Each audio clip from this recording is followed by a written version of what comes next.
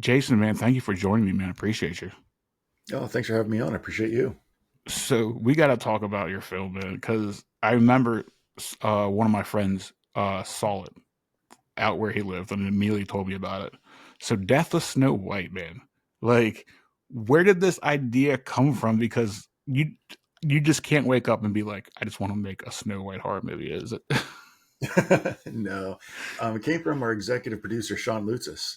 I've worked with him several times in other films, and his daughter, Sanaya Lutzis, is the one who played Snow White. Yeah. They were sitting around their dinner table talking with some family, and one of their family members said, Sanaya, you should play Snow White, sometime in the movies. And they were like, Sanaya is like, I'm not a big enough star to be in the Disney one and whatever. But then they were thinking, wait a minute, we make movies, we produce movies. So Sean gave me a call. He's like, hey, what do you think about this? Don't shoot me down yet, but yeah, I said, what do you think about doing our version of Snow White? And I was kind of like, well, it's not what I had on my card for the year. I'm working on a couple other horror movies right now and scripts, but let me think about it.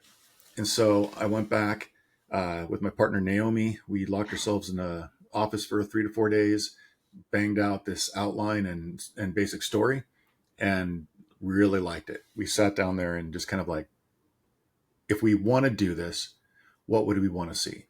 What elements have not been talked about, not been discussed, not been shown that we know of, and how can we get it to be more related back to the original Grimm brothers fairy tale that's dark?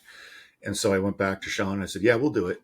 Here's our story, and we'll only do it if we could do like a horror kind of a dark fantasy version. And he said, well, yeah, of course, I wouldn't expect anything less from you. So we got in touch with Sanaya and got her idea of what Snow White would be, who Snow White is, which lined up perfectly with what we had in mind as well. We did not, none of us wanted to have one of those movies where Snow White is all meek and mild and innocent, and then suddenly does the fighting montage training, and it becomes a badass killing everyone. We wanted to be more true to the original Grimm brothers and just tell a darker version of the story. And so that's what we went with. And from that point on, we fell in love with the story, and it was full steam ahead. Because I saw the trailer and I was immediately hooked by it because it had everything. Like it was dark, it was bloody. You have me in the door already, and the fact that she looked just like Snow White, Oh yeah, that's she was amazing. that screwed with my head because I looked at her attire, the way she looked, her hair, everything was she. I don't know. Like I think it was just the proof was just in the sand because everybody did their thing in this film. Like the fighting, the blood, the witch, everything. How did you end up casting the rest of the film to be so perfect? Because it felt like everything was just fell into place. Oh, thanks. It was rough. We once we got our characters nailed down, we had a long casting process. We knew who the friends would be. We knew who some of the huntsmen would be. They're just local people we've worked with before, and I knew that I wanted all the huntsmen to be 6'4" or taller, and so I just got all my actor friends who were that big, basically, and brought them on. The friends or actresses we've worked with before, um, and the prince, the queen, the witch, those were the hardest to cast for. So we put our casting calls out on all the normal actors access, backstage, etc., and just took hundreds and hundreds of auditions. And when we got the prince, probably 250 to 300 auditions came through. And Damn. finally, Tristan Noakes sent his in. And my partner Naomi and I were going through every one of these, and we saw his audition and we almost cried. We were like so happy with his performance. And for the first time, we had somebody who sent a self tape and nailed it. I've been telling people, like, I don't want him to be a Prince Charming. I don't want him to be kind of the classic prince or a Disney prince or someone who is very proper and princely. I wanted Han Solo or Indiana Jones. I wanted this like lovable scoundrel kind of guy. Yep. And who was a little bit cocky but lovable and competent. And Tristan knocked it out of the park. So we had that. As far as the Queen, man, we had a lot of auditions. We toyed with a lot of different celebrities, and then we had Chelsea come in, um, and she was auditioning for the Good Queen originally, from what I understood. But in the back of her mind, Chelsea Edmondson, she knew she was going to be the evil queen. She had that, she had her eyes laser focused on that. And at one point, when we were struggling with some of the celebrities and pay rates and SEG rules and different things like that, it became um, it became clear that we had to kind of shift. And so we got Chelsea's uh, audition, took a look at it, and she nailed it. And so then there was another one of those moments of like, wow, we should have gone with her right away. She was perfect.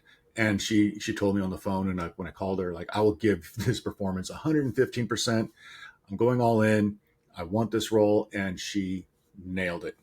Um, the Witch, Meredith Binder, another person I've worked with many times. Uh, she's just a great actress herself, and brought her back, to work on this one, and just had so much fun with her in that role as well. So yeah, I don't know, a lot of roles we either cast with people that we've worked with in the past that we know do a great job, or just put out there because we needed something specific. So Yeah, because if it just felt like it just meshed together so perfectly, because everybody looked the part, like just like what you said, he looked just like I could picture him as an Indiana Jones character, yeah, and just the way he carried himself, and I'm like, there's something about this guy that I love, but I just haven't seen enough from him yet, because yeah, I would love to see him in more. Like, he's fun. He's a great kid, and I had a lot of fun giving him shit all the time on set too. And uh, he's got a great sense of humor. Is just a good guy. So love working with yeah, him. yeah, he killed it. The one big question I got for you is where was this shot at? Because it honestly felt like a Disney film to me. Because you had the castle, you had like the little town. Like, where was this shot? Because it just immersed me more into your film. Oh, thank you. It was all shot out in Woodinville, Washington. It's about 40 minutes kind of northeast of Seattle, on our executive producer's backyard on his property. We built those sets, the village we built, the castle we built. Um, it's it was something that we just kind of had to do. We didn't have access to a little old medieval town or anything like that, or a castle nearby. So I went and made some blueprints. Sean has a construction company go and build the castle. We built a bunch of facades and fake walls around the town, and had some really great local people come who participate in Renaissance festivals, and their vendors and everything like that bring a lot of tents and gear and props and stuff. So we had people from Iron Dragon and Douglas Herring and all that bring a lot of their own personal items to the set to help build that world. And our set designer Brandon and Ginger just decorated everything to make it look lived in, which was important to us. We wanted to make sure it looked like it's been there for a bit and not a fake set. So with our little budget we had, we had a lot of great people doing amazing things to help us get there. Yeah, it felt like a big Renaissance fair, and it just had that medieval feel, like I would picture Snow White and Disney doing. Like I don't know how you guys pulled this off, but it was fantastic. I don't know how we pulled it off either. Lots of help, lots of help, and lots of great people. So that makes two of us. I always So say that this movie, it got made because we didn't know that we couldn't. It should. There's no way we should have been able to pull off what we did, but we didn't know we couldn't do it, so it happened. and you hit a home run, I think. Oh, thank you. I've already watched this film twice. I've already showed my friends your film. I've already told a lot of people about it, and more people will hopefully go see your film after this episode airs, because you guys should be given a round of applause. Oh, thank you. Appreciate that. So we were talking about this little off camera. Oh, I didn't know that Snow White was public domain. Was there anything you couldn't do in your film? that Disney can do? Yeah. So, I mean, the story was written by the Grimm brothers in the 1500s. So it's something that a lot of people think Disney created Snow White, and they definitely didn't. They basically took a public domain themselves and made a cartoon. So uh, anyone else has just as much right as they do to the content, and to anyone could go make a Snow White movie. When we got into the writing, we did go through, attorneys and everything, copyright attorneys and whatnot, to make sure that we didn't accidentally step on anyone else's toes who have made their version. So there are things like Snow White's specific dress, the seven dwarfs names, and Prince Charming's name. There's a few things like that that Disney owns because they created their version. Yeah. And I believe one or two of the dwarf names, we didn't go with their dwarf names, but some of the ones we created, I guess one of them was going to be Gus or something. And I guess there was another Snow White movie that was made in the last 20, 30 years that had a dwarf named Gus. So they're like, let's just change that name. So we changed it to Grimwald, but things like that. Otherwise, there was nothing else that was on the radar other than a couple of names, and stuff. So, Wow. I didn't know that because it was funny because as soon as I put this on, I looked at her dress and I'm like, damn, that is really close to it. And I was like, I wonder if they had to change anything because usually when you do a movie like this that has a major company backing it, there's some things you can do and there's some things you can't do. Like, could you guys go out and sell merchandise like posters, T-shirts, and stuff tomorrow if you wanted to? oh yeah, yeah, absolutely. We could do all the merchandising we wanted, and the dress. That was something that I put together. We were doing our teaser trailer, and I needed to put something together overnight. So I grabbed a few things. I wanted the dress to be memorable, iconic, familiar, but definitely not what Disney had done or anything else like that. And I know Disney's is primarily blue and yellow Yeah, with the puffy sleeves. And I mean, the puffy sleeve look is something that was done a lot. It's a style of dress from the period and all that. So I wanted to kind of keep that in a way with the stripes and all that. But I liked the yellow, and I thought the yellow with blood on it had a nice contrast. So we went with more of the white corset top, yellow bottom, and rather than the blue. So I don't know. And then with the blood on it, I liked the way it looked. yeah. So it just kind of was fun to me. So I think the yellow made the blood pop more. yeah, And as soon as the blood hit the white, I think between the white and the white yellow, and white it just is very striking. popped. Yeah. Yeah. So with this film hitting and everything it's been out for a couple of weeks now, where do you go from here? Because I feel like I think you have to go back in the Grim Tales and tell another story or two. Like, Yeah, I mean that's the big question. A few people have asked, would you do another Grimm fairy tale? What about a sequel? And what about, there's a lot of questions. I mean, all of those things are up on the table right now. If there's enough success with this one, we already have a story in mind for a sequel to continue the story. Um, Other Grimm fairy tales definitely on the table as well. There's a couple treatments we have that could be kind of fun. Currently, I'm working on some other films at the moment. This is kind of opening a couple of doors and opportunities for me, which is really wonderful. And so we're working on a true crime film right now. We're working on a couple other artistic horror films. Um, Working on another sequel for a different franchise next week about the boogeyman. So it's uh, yeah, we're having a lot of fun and just staying busy. But as far as for me, I've got about 4 or 5 different stories and scripts that I've got kind of in the hopper that I'm trying to work through and get on. Um, but a lot of other people's projects and films too. Metal Kingdom from Cody Newton. He's our director of photography on Snow White.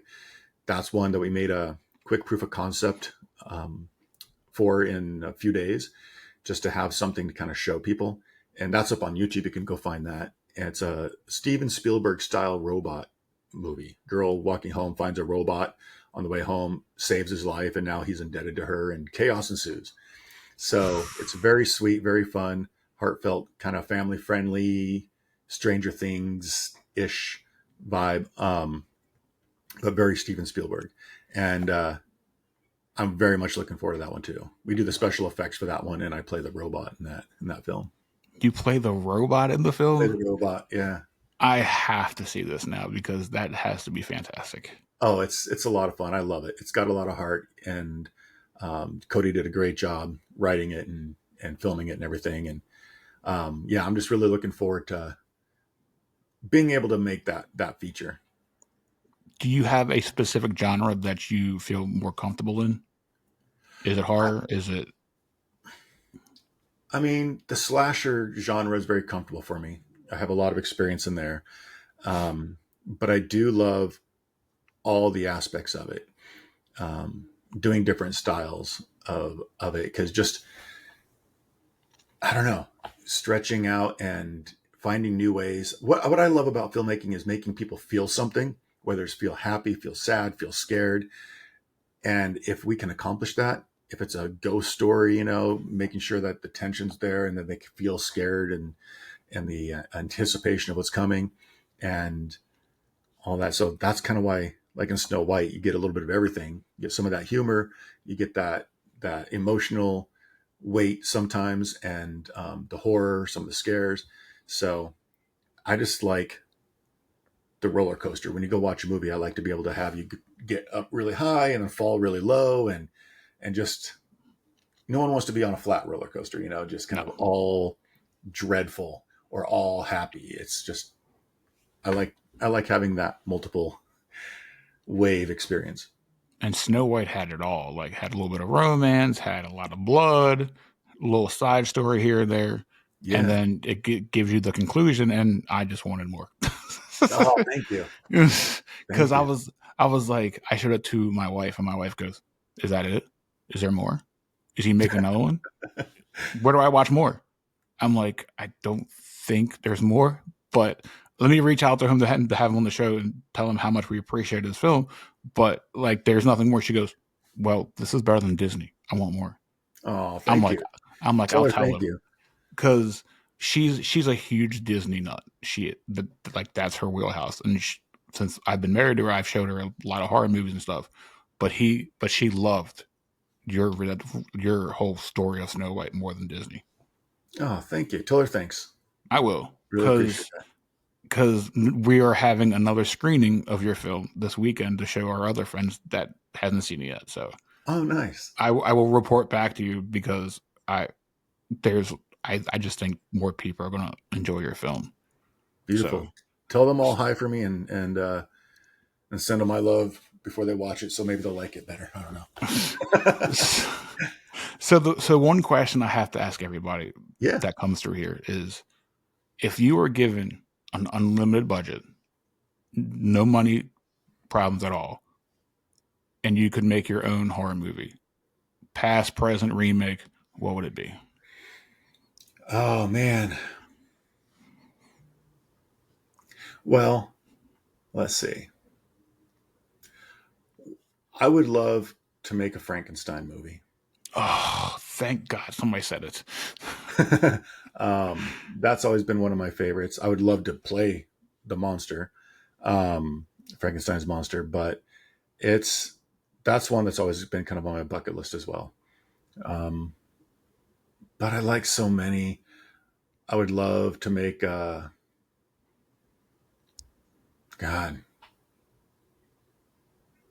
Is it existing things or is it Anything. anything? Anything. Oh man. Well, that Metal Kingdom, I would definitely put money towards that because I definitely believe in that one. Um, that one's pretty special. But I've got a few scripts on the side. Maybe it'd be the sequel to Snow White because I've got Yes. some fun. We have some fun concepts and ideas to make that pretty special too. Like I wish I could fund all of your films because I feel like you understand horror more than some people. Like I'm not gonna give it out any major company names on here, but I feel like you understand your assignment in horror and everything else you do. Like I wish I could fund all your films for you. Like Oh, I me too. just That'd be awesome. I just want to see more. Like, do you have anything coming up at all? Like Yeah, to promote? I have, as far as my own projects, like I said, I've got about 4 or 5, and I just need to get the scripts done and then find some funding. I've also got a couple of projects with other distributors who um, potentially want me to write and direct something for them, which would be kind of a collaboration of ideas and then my story. So I can't really say what they are yet, just in case. I wish I could because that'd be kind of fun. But yeah, I just, I don't know. I just love making movies. I love being on set. I love the whole process. So there's definitely going to be more coming, whether we have all the money we would love for it or not. It's like next week when we're doing the Boogeyman movie, that's a very inexpensive movie that we all do out of the passion and love of filmmaking. I can't So wait. yeah, I can't wait to see it because I don't think we've had a good boogeyman film in ages. yeah, we did Like, one. This group, they Seventh Street Films, they do work for Breaking Glass Films, and they did a Boogeyman anthology, and then they made a sequel to it because it was successful, which we were a part of, and I played the Boogeyman in that, and in the Revenge of the Boogeyman, I believe it's called, and I played the Boogeyman. Naomi is in it as one of the characters.